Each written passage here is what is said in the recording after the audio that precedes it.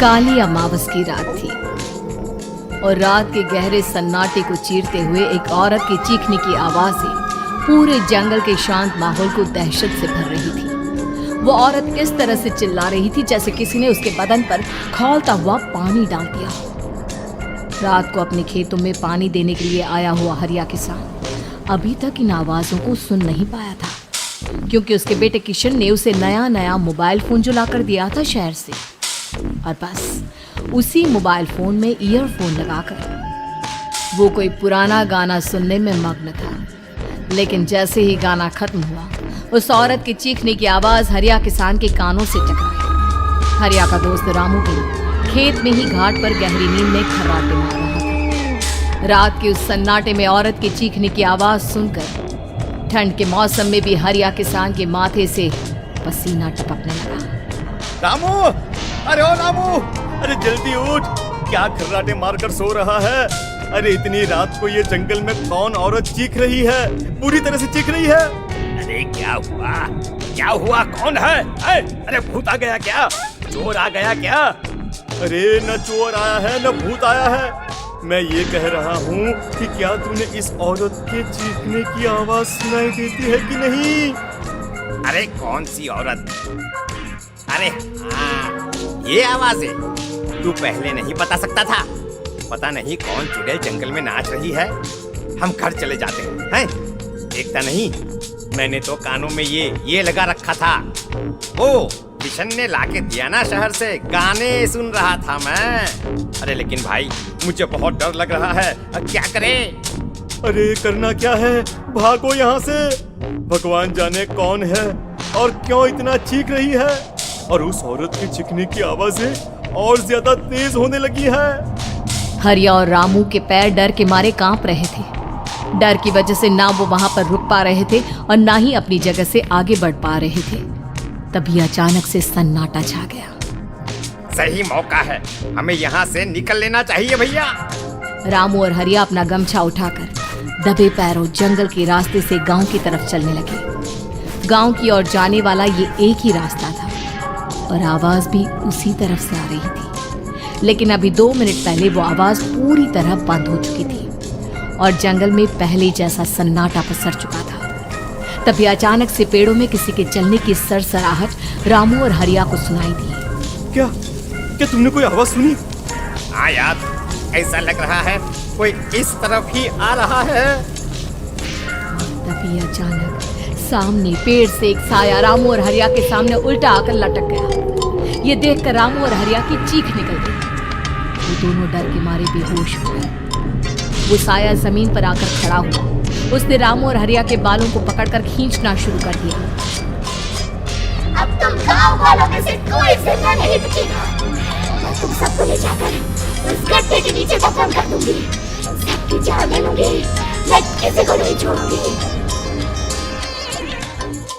अगली सुबह रामू की पत्नी कमला हरिया के घर आई और उसने हरिया की पत्नी सुमन से अपने पति के बारे में पूछा। सुमन, कल रात को ये तुम्हारे ही पति के साथ गए थे खेत पर, अभी तक लौट कर नहीं आए हैं।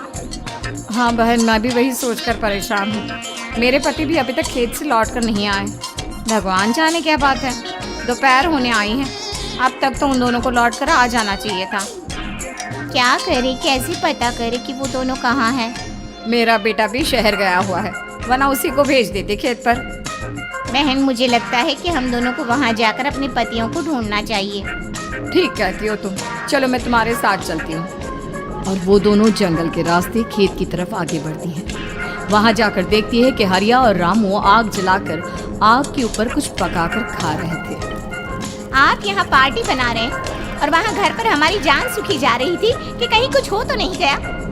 मुझे कुछ नहीं हो सकता, मैं कभी नहीं मर सकता, समझे तो? अरे तबीयत तो ठीक है, ये किस तरह की आवाज में बात कर रहे हैं आप? कुछ हुआ है क्या? कुछ नहीं हुआ, बस जोरों की भूख लग रही थी इसलिए खाना बनाकर खा रहे थे। अच्छा, इतनी बदबू आ रही है, ऐसा क्या बनाकर खा रहे हैं आप? जरा हमें भी तो बताइए। अरे भाभी, क्यों परेशान हो रही हैं? मांस पकाकर खा रहे हैं। एक जंगली जानवर जानवर कल रात को खेत में आ गया था। हम दोनों ने उसे मार दिया और बस उसी का मांस पक रहा है। आप भी खाइए ना, बहुत बहुत ही स्वादिष्ट है। दिमाग खराब हो गया है क्या आप दोनों का? आप दोनों मांस कब से खाने लगे, और वो भी जंगली जानवर का? चलिए अभी कभी घर चलिए। चलेंगे चलेंगे, लेकिन पहले ये मांस तो खत्म कर ले। कुछ देर बाद रामू और हरिया कमला और सुमन के पीछे पीछे गांव की तरफ चल देते हैं। रामू और हरिया की आंखें पहले जैसी नहीं रही थी, उनमें कुछ बदल गया था। रामू अपनी पत्नी कमला के साथ घर चला जाता है और हरिया अपने घर आ जाता है। देखिए, आपने जो कुछ भी किया मैं उसके लिए आपको माफ कर देती हूँ, लेकिन आज के बाद ये रामू के साथ जाकर मांस पकाकर खाया ना, तो इस घर में घुसने नहीं दूंगी आपको। अरे दिमाग मत खराब करो, मैं वहाँ खाट पर लेटकर गाने सुन रहा हूँ, मुझे परेशान मत करना। इतना तमाशा खड़ा कर दिया, दोपहर तक घर लौट कर नहीं आए और अब गाने सुने। लेकिन हरिया घर के बाहर आंगन में जाकर चुपचाप लेट गया और गाने सुनने लगा। गाने सुनते सुनते हरिया को नींद आ गई। सुमन ने उसके कान से ईयर प्लग हटाया और अपने आप से कहा, जरा मैं भी तो सुनकर देखूं, ऐसे कौन से गाने सुनते हैं। उधर मोबाइल में एक अजीब सा गाना बजने लगा।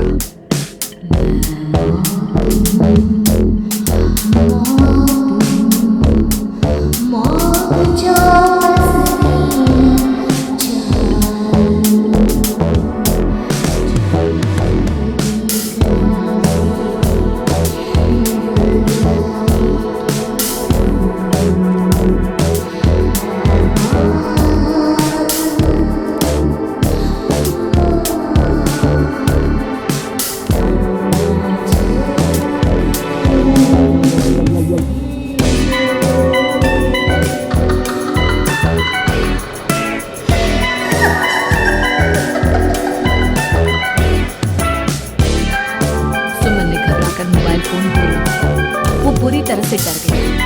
तभी अचानक हरिया अपनी नींद से जागा और गर्दन टेढ़ी करते हुए सुमन के पास आया। क्या क्या कर रही थी? गाने सुन रही थी? वो ये कैसा गाना सुन रहे थे? तुम मोबाइल के अंदर मौत है, मौत। अरे ये सारी बातें छोड़ो और ये बताओ, आज शाम को तुम मेरे साथ खेत चलोगी? लेकिन क्यों? और तुम इस तरह से क्यों बात कर रहे हो? अपनी गर्दन सीधी रखकर बात करो ना। वो मेरी गर्दन में सोते सोते थोड़ा दर्द हो गया है। मेरे साथ आज खेत चलो ना, तुम्हारे साथ पूरी रात रहना चाहता हूँ। कैसी बात कर रहे हैं दिन दहाड़े? जरा भी शर्म नहीं आती क्या? अरे इसमें शर्माने वाली क्या बात है? तुम पत्नी हो मेरी, पूरी रात खेत पर रहता हूँ। मुझे भी तो तुम्हारे पास आने का हक है कि नहीं? अच्छा ठीक है चलती हूँ आपके साथ खेत पर, लेकिन फिर रामू को मत बुलाओ। ये कैसी बातें कर रही हो?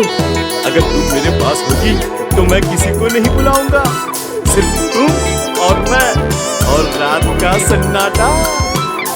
शाम के वक्त हरिया सुमन को अपने साथ खेत पर ले जाता है। आसमान में चांद पूरी तरह से चमक रहा था।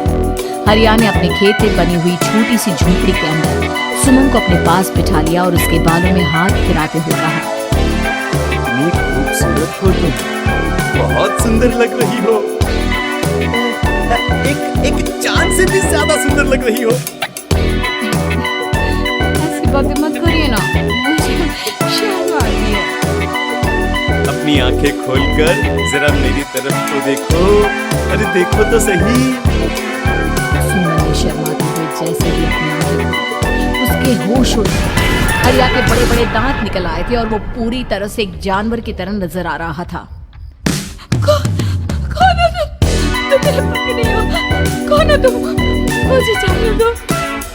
हरिया ने सुमन के हाथ को कसकर पकड़ लिया। उसके नुकीले नाखूनों की वजह से सुमन के हाथ से खून बहने लगा था। बहुत दर्द हो रहा है, मुझे जाने दो। कौन हो तुम? क्या करना चाहते हो? वही जो एक आदमी एक औरत के साथ करना चाहता है, और उसके बाद मैं तुम्हें वहीं ले जाऊंगा जहां पर तुम्हारा पति है। क्या मतलब? क्या कहना चाहते हो? कहाँ है मेरा पति? बीचों बीच उभरते हुए पानी के तालाब में वही है तुम्हारा पति। चलो चलो, मैं तुम्हें उससे मिलवा देता हूँ, लेकिन उससे पहले तुम्हें मेरी प्यास बुझानी होगी। और इतना कहकर हरिया सुमन के ऊपर जानवरों की तरह टूट पड़ता है। आखिर कौन था वो जानवर, और क्या सुमन उसके शिकंजे